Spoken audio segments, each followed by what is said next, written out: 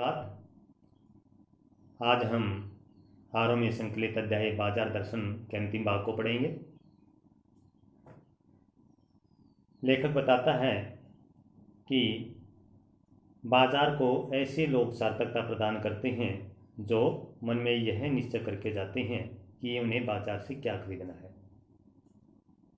और इस बात को स्पष्ट करने के लिए उन्होंने भगत जी का उदाहरण दिया कि किस तरह से भगत जी के सामने सारा बाजार बिखरा पड़ा रहता है और वह खुली आंखों से सारे बाजार को निहारते हुए, देखते हुए, सभी से हंसते बोलते मुस्कुराते हुए उस बाजार के बीच से गुजर जाते हैं और वही छोटी सी पंसारी की दुकान पर पहुंचते हैं जहां उन्हें नमक और जीरा मिल सकता है। बाकी सारा बाजार उनके सामने बिखरा पड़ा रहता है। तो ऐसे लोग ही बाजार को सच्चा लाभ दे सकते हैं, बाजार को सार्थकता प्रदान करते हैं। और आगे बताया कि जो लोग बिना निश्चय किए बाजार में जाते हैं और अनावश्यक चीज़ों को खरीद लेते हैं, ऐसे लोग न तो बाजार को सच्चा लाभ दे सकते हैं और न ही स्वयं सुखी हो सकते हैं। क्यों? क्योंकि वे अपने परचेजिंग पावर के हिसाब से अनावश्यक चीज़ों को खरीद लाते हैं, यानी कि उनके अंदर दिखावे की प्रवृत्ति होती है। वे बाजार का बाजारोपन बढ़ाते हैं, अपनी क्रय शक्ति के अनुसार चीज़ों को खरीदते हैं, जबकि उनको यह पता नहीं होता कि यह चीज़ें उनके लिए कितनी महत्वपूर्ण हैं, कितनी नहीं हैं। वे केवल बाजारोपन को बढ़ाते हैं और इससे क्या होता है? बाजार में छल कपट की भावना बढ़ती है, दिखावे की प्रवृत्ति बढ़ती है। तो ऐसे लोग बाजार को सच्चा लाभ नहीं दे सकते। तो लेखक ने यही स्पष्ट किया भगत जी का उदाहरण देकर कि भगत जी जैसे लोग ही बाजार को सार्थकता प्रदान करते हैं।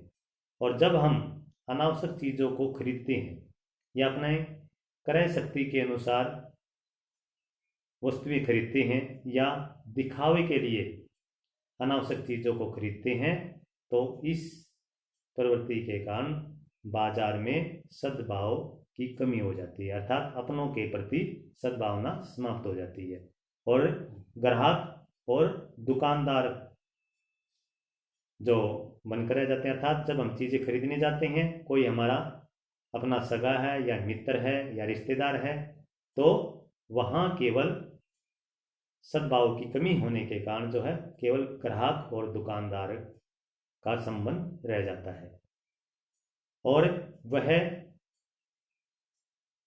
एक दूसरे को ठगने की कोशिश करते हैं। अर्थात ग्राहक सोचता है कि मैं सस्ती से सस्ती चीज़ लूँ, दुकानदार सोचता है कि मैं इससे ज़्यादा लाभ प्राप्त करूँ। तो क्योंकि एक की हानि में ही दूसरे का लाभ है, और जब एक की हानि होगी दूसरे का लाभ होगा, तो इससे क्या होगा? बाजार में बाजारोपन बढ़ेगा, छल कपट बढ़ेगा, आपसी भाईचारे की कमी होगी, सद्भावना की कमी होगी और इस तरह से हम बाजार को सच्चा लाभ नहीं दे सकते और न ही बाजार से सच्चा लाभ प्राप्त कर सकते हैं। और जब छल कपट की भावना बढ़ जाएगी तो बाजार में शोषण होगा। जब शोषण होने लगेगा तो वह अर्थशास्त्र न रहकर अनीति शास्त्र हो जाएगा। तो इस तरह से जैनेंद्र कुमार जी ने बताया कि किस तरह से जो हम बाजार को सच्चा लाभ दे सकते हैं या बाजार से सच्चा लाभ उठा सकते हैं। तो इसे पूरे अध्याय का जो मूल भाव निकलकर हमारे सामने आता है वो यही है कि इसमें जैनेंद्र कुमार जी ने यह स्पष्ट करने की कोशिश की है कि हम जब भी जाएं बाजार में तो यह निश्चय करके जाएं कि हमें क्या चीज़ खरीदनी है और क्या नहीं खरीदनी है। अर्थात हम केवल ज़रूरत की चीज़ें खरीदें और उसी से हम बाजार को सच्चा लाभ दे सकते हैं। अगर हम क्रय शक्ति के अनुसार चीज़ें खरीदेंगे तो इससे केवल हम बाजार का बाजारोपन ही बढ़ाएंगे। तो आपका ये बाजार दर्शन अध्याय पूर्ण होता है और इसमें जो आपके प्रश्न आते हैं पहले भी आपको करवाए हैं, तो आज फिर एक बार मैं आपको बता देता हूँ कि कौन कौन से प्रश्न आपके सामने आते हैं। कि सबसे पहले आता है कि बाजार का जादू कैसे लोगों पर काम करता है।